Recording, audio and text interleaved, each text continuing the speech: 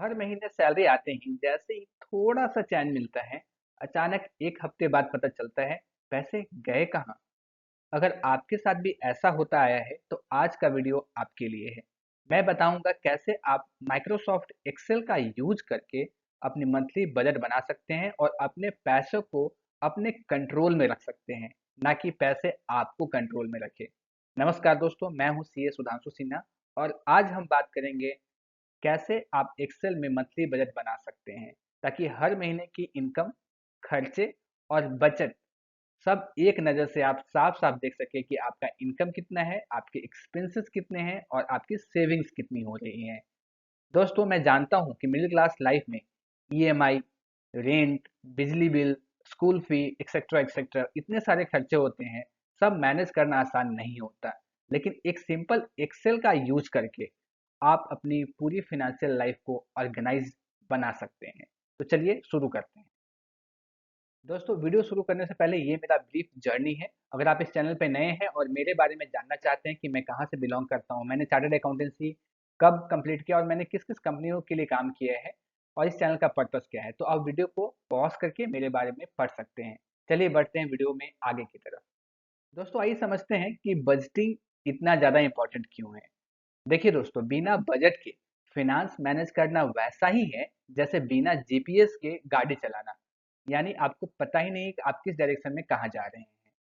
दोस्तों, बजट बनाने से आपको क्लैरिटी मिलती है कि पैसा जा कहाँ रहा है, यानी आप खर्चे कहाँ कर रहे हैं, कौन कौन सा वेस्ट है, वेस्ट के खर्चे हैं जिसको आप कट कर सकते हैं और हर महीने कितना सेविंग कर सकते हैं।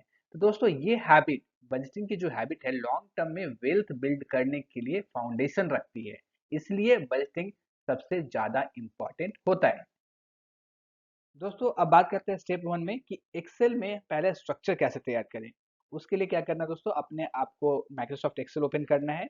आप साथ में भी ओपन करके इस अकॉर्डिंग में आप मेंशन कर सकते हैं। पहले कॉलम में आप कैटेगरी मेंशन कीजिए, दूसरे कॉलम में प्लान्ड अमाउंट, जितना आपने प्लान किया है, तीसरे में एक्चुअल अमाउंट और चौथे में डिफरेंस। अब मैं आपको स्टेप बाय स्टेप एक्सप्लेन करता हूँ कि ये कैसे काम करेगा। कि पहले आपको इनकम मेंशन करना है। इनकम बोले तो आमदनी, जहाँ से भी आपको इनकम का सोर्सेस है, जैसे सैलरी से आपको पैसे आते हैं महीने में, कोई साइड हसल आपने कर रखा है उससे आपको इनकम जनरेट हो रहा है, इंटरेस्ट का इनकम हो सकता है, जितने भी इनकम का सोर्स है आपको वन बाय वन यहाँ पे मेंशन करना है। उसमें आपको मंथ स्टार्ट होने से पहले आपको मेंशन करना है कि सैलरी से आपको पता है कि महीने में हमारा सैलरी 60,000 रुपये, 50,000 रुपये, 25,000 रुपये, जो भी आपका सैलरी है वहाँ पे मेंशन कर दीजिए। इतने तो आपके मंथली आते हैं। दूसरा, आपने सोचा कि महीने में कि आपको साइड हसल से 15 से 20 हजार रुपये आ जाएंगे, ये आपने प्लान किया है। इंटरेस्ट इनकम, जैसे कि आपको एफडी से फिक्स डिपॉजिट आपने कर रखा है, रिकरिंग डिपॉजिट है आपके, जहाँ से इंटरेस्ट इनकम जनरेट हो रहे हैं, उसमें आपने मेंशन किया है कि उसमें 10,000 रुपये तो आ जाएंगे, जो हमारा ऑलरेडी इन्वेस्टमेंट है उससे। ये आपके सोर्स ऑफ इनकम हो गए जहाँ से आपने प्लान किया। लेकिन आपको उसमें अब मंथ के एंड में एक्चुअल अमाउंट भी लिखना है। जैसे कि अगर आपने सैलरी में देखा कि 60,000 आपने प्लान किया था, आपके 60,000 आ गए, यानी कि डिफरेंस यहाँ पे जीरो है हमारा। वहीं पे साइड हसल आपने प्लान किया था कि 20,000 का साइड हसल से हमें इनकम आएगा, लेकिन एक्चुअल में आपको हो सकता है कि इससे ज़्यादा आए या इससे कम भी आए। इस केस में एग्जांपल के लिए हमने मान के चलिए कि 20,000 प्लान किया था, 10,000 ही हमारा साइड हसल से इनकम हुआ। Well and good. तो हमारा डिफरेंस कितने का हुआ? 10,000 का। यहाँ पे 10,000 से हम शॉर्टफॉल हो गए, हमें कम साइड हसल हुआ। ओके। इंटरेस्ट से हमने प्लान किया था कि 10,000 होगा, लेकिन हमने बीच में क्या किया कि एफडी हमने कुछ कैंसिल आउट कर दिया, प्रीमेच्योर उसको क्लोज कर लिया हमने। तो हमारा हो सकता है कि इंटरेस्ट हमने प्लान किया 10,000, हमारा इंटरेस्ट आया 5,000। फॉर एग्जाम्पल के लिए कुछ भी हो सकता है। आपने 5,000 प्लान किया था, आपने 1,000 प्लान किया था, ये 500 आया। जो भी एक्स वाई जेड अमाउंट आता है, जो एक्चुअल अमाउंट है आपको यहाँ पे लिखने हैं, जो आपने प्लान किया था इस रो में, इस कॉलम में आपको लिखने हैं। और यहाँ पे देखेंगे डिफरेंसेस हमारे यहाँ पे लिखे हैं। अब बात करते हैं सेकंड कैटेगरी में। हमें मेंशन करना है जितने भी एक्सपेंसेस है, जैसे कि मैंने यहाँ पे बताया, रेंट हो सकता है, ग्रॉसरी हो सकता है, ईएमआई हो सकता है, कोई बिल्स का पेमेंट हो सकता है, उसको आपको ऐसे रो वाइज लिखते जाना है। अब उसी के हिसाब से ही कि आपने रेंट में प्लान किया था कि रेंट तो मंथली आपको पता है कि आपका किराया जो है 10,000, 5,000 जितना भी जाता है आपको पता है, उतना आपने प्लान किया था, एक्चुअल में भी उतना ही गया। तो इसका डिफरेंस जीरो है। ग्रॉसरी में आपने प्लान किया था 15,000 रुपये, लेकिन आपने कुछ बल्क में परचेज कर लिया राशन का सामान, तो हो सकता है कि आपको कुछ डिस्काउंट मिला, वो 10,000 में आपका आ गया, तो 5,000 के यहाँ सेविंग्स हो गए हैं आपके। इलेक्ट्रिसिटी में 5,000 आपने प्लान किया था और 5,000 का ही बिल ही आ गया उस मंथ में, या फिर ज़्यादा भी आ सकता है। तो वहाँ पे वो डिफरेंसेस आपको मेंशन करना है।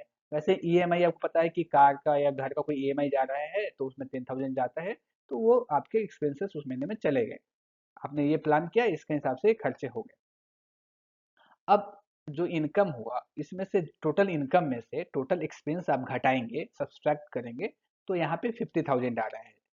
जो मतलब आपने जितना प्लान किया था उसमें से आपने टोटल एक्सपेंसेस को घटा दिया इनकम में से, तो सेविंग्स आपके हैं 50,000 जो आपने प्लान किया था। और आपने प्लान में सोचा था कि अगर मेरे 50,000 के सेविंग्स होंगे तो मैं उसको इंडिविजुअली क्या करूंगा, एसआईपी में 10,000 में डालूंगा, आरडी में 5,000 हमारा मंथली जाता है, पीपीएफ में मैं 5,000 डालता हूँ, और म्यूचुअल फंड में मैं 30,000 रिमेनिंग अमाउंट को इन्वेस्ट करूंगा वन टाइम के लिए, ऐसा। लेकिन अब हुआ क्या कि चूंकि आपके कुछ खर्चे बढ़ गए, आप देख सकते हैं, तो उससे या फिर कुछ अमाउंट आपको कम मिले, एक्चुअल अमाउंट आपका कम आया, तो इससे सेविंग आपके कम हुई 40,000 के। तो उसके अकॉर्डिंग आपको क्या करना है, एसआईपी जो मंथली आप करते रहते हैं उसमें 10,000 एसआईपी में चला गया। वैसे ही आरडी आपका मंथली है तो उसमें 5,000 चला गया, जो आपने प्लान किया था। पीपीएफ में भी 5,000 चला गया।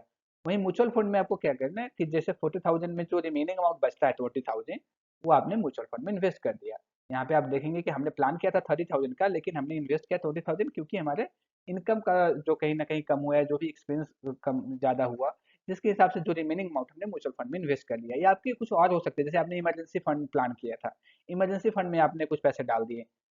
अब इससे बहुत अच्छे से आपको क्लैरिटी मिलेगी कि आपके इनकम का सोर्स क्या-क्या था, हमारे खर्चे कहाँ-कहाँ हुए, और हमने सेविंग कहाँ-कहाँ की है। हर मंथ आप बनाते जाएँगे तो आपको क्लैरिटी बहुत अच्छे से पता चलेगा।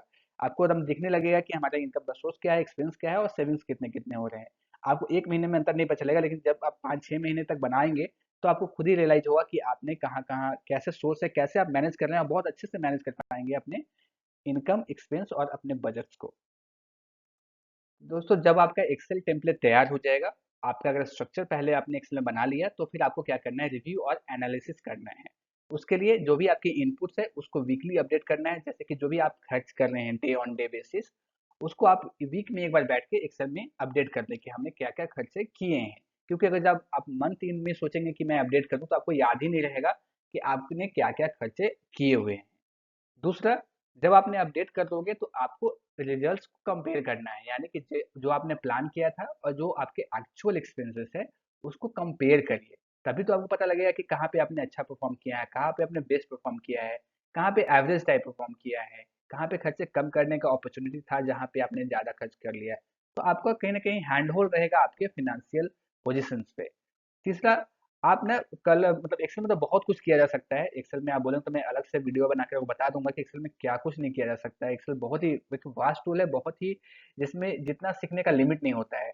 उसमें एक बेसिक क्या होता है, कंडीशनल फॉर्मेटिंग होता है, कि जैसे कि आप उसमें बेसिक तरीके से कलर कोड कर सकते हैं कंडीशनल फॉर्मेटिंग की वजह से, जिसमें आप क्या कर सकते हैं कि आप कहीं पे ओवर स्पेंडिंग किया है, ज़्यादा खर्चे किया, उसको आपको रेड हाईलाइट करके दिखाएगा वो। या फिर आपने जहाँ पे कम खर्चे किए हैं, सेविंग्स किए हैं, उसको आपको ग्रीन हाईलाइट करेगा।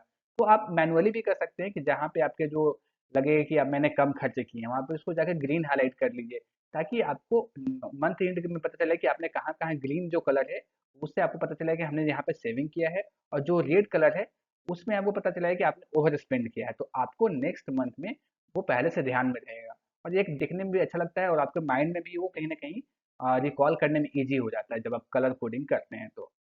फिर क्या करना है दोस्तों, आपको अपने स्ट्रैटेजी को जब आप इतना तैयार कर लेंगे, तो एनालिसिस वाइज जो आपने एनालिसिस किया, नेक्स्ट मंथ का जब आप प्लानिंग करेंगे, उसके अकॉर्डिंग एडजस्ट करना है प्लानिंग में, ताकि अगले मंथ में जो आपने प्लान किया है एक्चुअल में डिफरेंस कम से कम हो। तो दोस्तों, जैसा कि हमने देखा कि बजट बनाना कभी भी बोरिंग नहीं होता, बल्कि ये हमें फाइनेंशियली एम्पावर्ड करता है। तो देर मत कीजिए, आज ही अपना एक्सेल ओपन कीजिए और अपनी फाइनेंशियल लाइफ के ऊपर, अपनी मनी के ऊपर 100% कंट्रोल पाना सीखिए। दोस्तों, अगर वीडियो पसंद आया हो तो इसे लाइक कीजिए, अपने दोस्तों के साथ शेयर कीजिए, और ऐसे ही प्रैक्टिकल फाइनेंस वीडियोस के लिए चैनल को सब्सक्राइब कीजिए। दोस्तों, मुझे कमेंट में ज़रूर बताइएगा कि आप बजटिंग के लिए माइक्रोसॉफ्ट एक्सेल का यूज़ करते हैं या फिर किसी मोबाइल एप्लीकेशन का। मिलते हैं अगले वीडियो में दोस्तों, तब तक के लिए नमस्कार। थैंक यू सो मच दोस्तों।